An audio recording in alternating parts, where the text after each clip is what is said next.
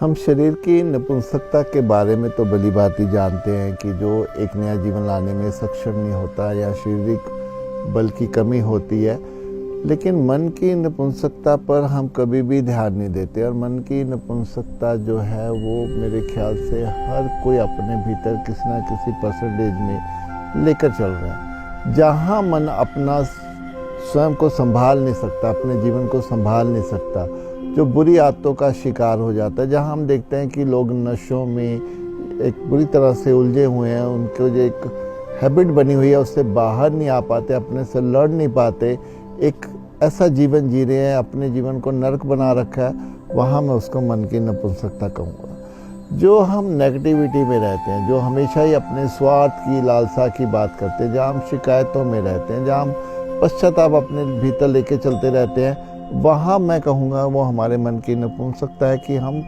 अपने उससे बाहर नहीं आ पाते, हम अपने पे काम नहीं करते। अगर शरीर में कोई रोग है तो उसका तो इलाज डॉक्टर कर देते हैं, लेकिन मन का इलाज तो हमें स्वयं को ही करना पड़ता है। रिश्तों में भी मैं देखता हूँ जो दूसरों को आज़ादी नहीं देते, उनकी भावनाओं की कदर नहीं करते, प्रेम नहीं करते, सहयोग नहीं देते, अपनी मर्जी उन पे थोपते हैं, अपना अहंकार दूसरों पे थोपते हैं, वो बेसिकली वो भी अपने मन की एक नपुंसकता अपने भीतर लेकर चलते हैं। जीवन उनको ये मालूम नहीं है कि ये जो नपुंसकता है वो कितना बड़ा रोग उनके भीतर बनता ही चला जाता है, जो उनके इस जीवन में जो जन्म है, जो एक हमारे जीवन की जो एक सार्थकता है, वो उसको पूरा ही व्यर्थ कर देती है।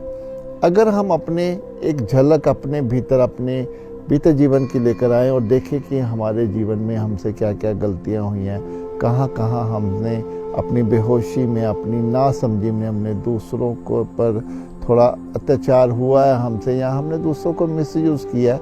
वहाँ अगर हम संभल जाते हैं, आगे के जीवन में हम प्रण लेते हैं, ठान लेते हैं कि अब जीवन में कोई गलती ना होगी, कोई किसी को हम धोखा, बेईमानी, झूठ ये सब नहीं लेंगे, तो फिर हम उस नपुंसकता से बाहर आना शुरू हो जाते हैं। और मैं बात करूँगा कि अगर हम ये शरीर हमें मिला है और हम पूरे मोह में रहते हैं, हम धन के, शोहरत के, हम इस संसार से जुड़े रहते हैं और हमेशा ही भीतर अपने मैं, मेरा, मुझको को लेके चलते हैं, हम उससे ऊपर उठ नहीं पाते, और फिर